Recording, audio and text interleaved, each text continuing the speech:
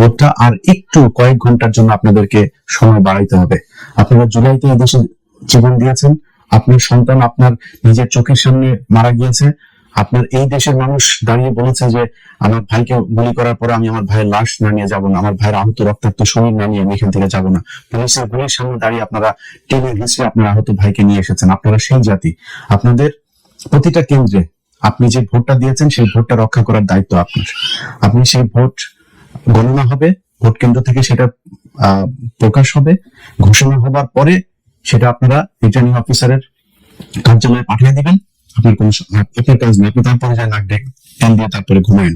কিন্তু এই সময়টুকু আপনাদের আশপাশে যেখানে জামাত ইসলামের ভাইরা যেখানে এই ভোট কেন্দ্রে থাকবে তাদের পাশে থাকবেন, তাদেরকে আপনারা পাহারা দিয়ে তারপরে রাখবেন। তাদের উপরে যদি কেউ আক্রমণ করতে আসে, কোনো দল কোনো সন্ত্রাসী গ্রুপ যদি তাদেরকে হামলা করতে আসে, আপনাদের ভোটের বাক্স কেউ যদি ছিনিয়ে নিতে আসে, সেটা রক্ষা করার দায়িত্ব আপনার।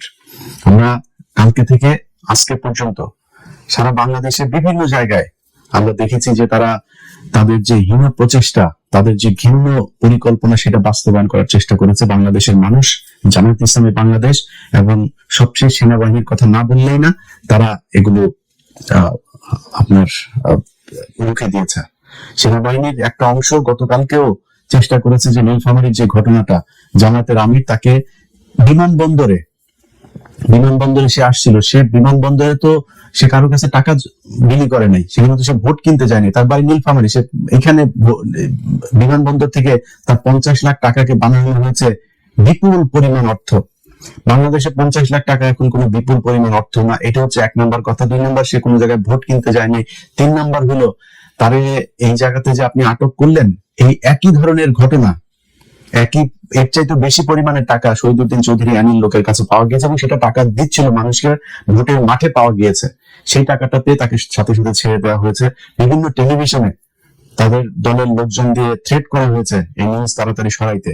যমুনা টেলিভিশন, তাদেরকে হুমকি দেওয়া হয়েছে, হুমকি দিয়ে তারপরে বলা হয়েছে নিউজ সরাইতে। তারা বলেছে 80 লাখ টাকা পাওয়া গিয়েছে, সেই টাকা কিছুক্ষণ পরে 15 লাখ টাকা হিসেবে তারা আবার নিউজ করেছে।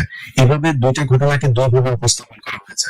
আমরা গণমাধ্যমের গতকালকে থেকে যেই ভয়ঙ্কর রূপ দেখেছি, তারা 5 তারিখ থেকে এক বিন্দু পরিমাণ কোন শিক্ষা নেই।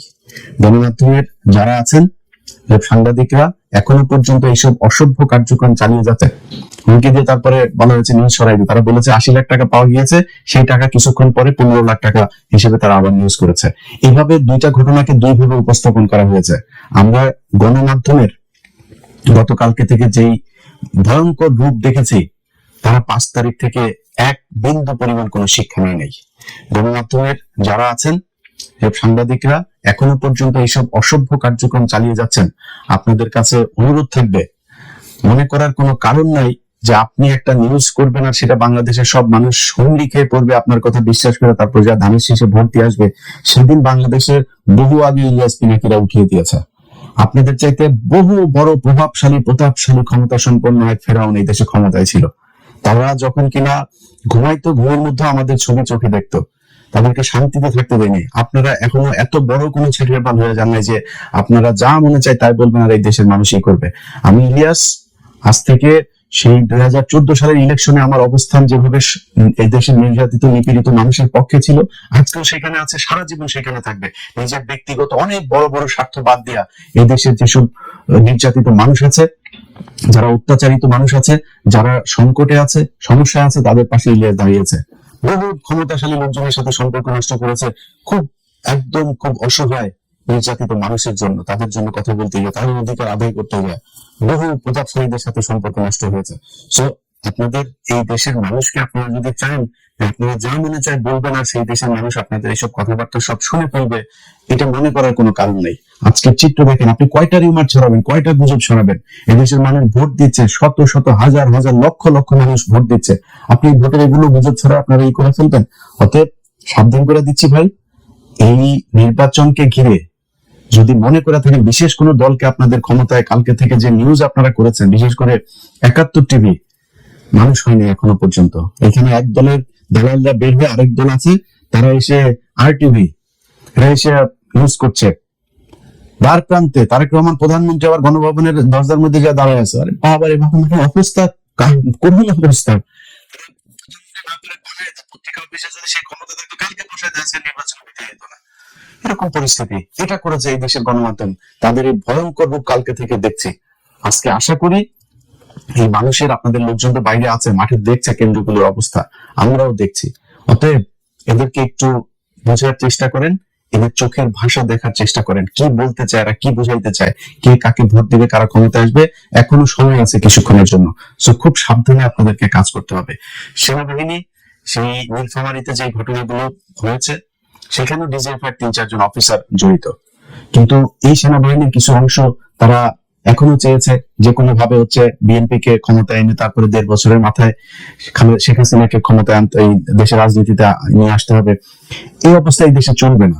আপনারা হাসিনাকে আর আওয়ামী লীগকে, ইন্ডিয়াকে যে যত আনতে চাবেন সে তত সমস্যায় পড়বেন। তার বিরুদ্ধে আজকে আমি পিনাকি, আমরা কেন আজকে আপনাদের বিরুদ্ধে থাকবো? আপনারা 5 তারিখের পর থেকে এখন পর্যন্ত প্রথমেই বুকে চিন চিন করে রে আপনার এই শেখ মুজিবের বিয়েতে মূর্তি ভাঙা দেখা, এটা দিয়ে শুরু হয়েছে।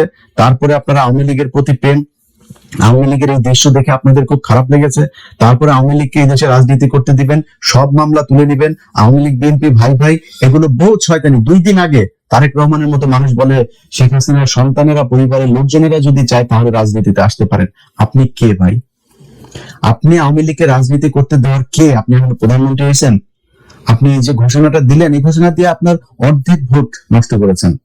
আপনারা মনে করেন যে আওয়ামী লীগের ভোট নিয়ে বাংলাদেশে আওয়ামী লীগের ভোট নাই ভাই। কয় পার্সেন্ট নেবেন? 5%, 10%? ভোট দিতে যাবে না অর্ধেক। যেগুলি যাবে তাদের উপরে আপনারা যে নির্যাতন করেছেন এই গেল 1.5 বছরে, এই মামলা বাণিজ্যের নামে, এগুলো আওয়ামী লীগের লোকজন ভুলে গিয়েছে। কারণ আপনারা ভোট দিবে যায়, আপনার দলের হয়ে মিছিল করবে, আপনার সাথে মিটিং করবে, যারা যদি ভোট দিতে যায় যায় দাঁড়িপাল্লা ভোট দিয়ে আসবে। গ্যারান্টি দিলাম আপনারা, ইনশাল্লাহ আজকে নির্বাচনের পরে এটা রেজাল্ট পাবেন। বহু গবেষক, বহু ভবিষ্যৎবাণী, গোয়েন্দা অনেক কিছু, ঢাকা বিশ্ববিদ্যালয়ের ডাকসুর কথা মনে আছে না? মনে আছে? নাকে খত দিয়া তারপরে কথা বলতে হবে। তোরা আবার ফের এখন এসে অনেক এরা ভবিষ্যৎবাণী দেওয়া শুরু করছে। এবং 70% তারেক রহমান প্রধানমন্ত্রী হয়ে গেছেন, বিএনপি চলে এসেছে, এরকম তোদের এই 70% তোরা আওয়ামী লীগের পক্ষে এরকম তোরা জরিপ বানায় তারপর প্রচার করছিলি। সেই আওয়ামী লীগের 70% লোক কই?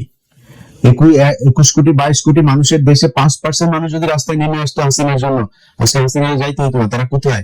45 মিনিটের নোটিসে তোরা নাই হয়ে গিয়েছিস। এটাই হয় বর্জুয়া এই পুঁজিবাদী শাসন ব্যবস্থায় যারা নিজের পেটের চিন্তা করে তাদের রাজনীতি গুলো রাতারাতি পরিবর্তন হয়ে যায়। যারা আওয়ামী লীগ করতো তারাই এখন বিএনপির অবস্থা খারাপ হবে, তারাই আবার আওয়ামী লীগে যায় যোগ দিবে। এরা নিজের পকেটের টাকা দিয়ে রাজনীতি করে না, রাস্তাঘাটে মানুষের টাকা পয়সা নিয়ে চাঁদাবাজি করে তারপর রাজনীতি করে। এই জন্য এদের রাজনীতির জন্য কোনো মায়া নাই। অতএব যে কথাগুলো বললাম, বাংলাদেশের মানুষের কাছে অনুরোধ থাকবে, ভাই আপনারা আর কয়েকটা ঘন্টা আপনাদেরকে কষ্ট করতে হবে। আপনারা ভোট দিয়ে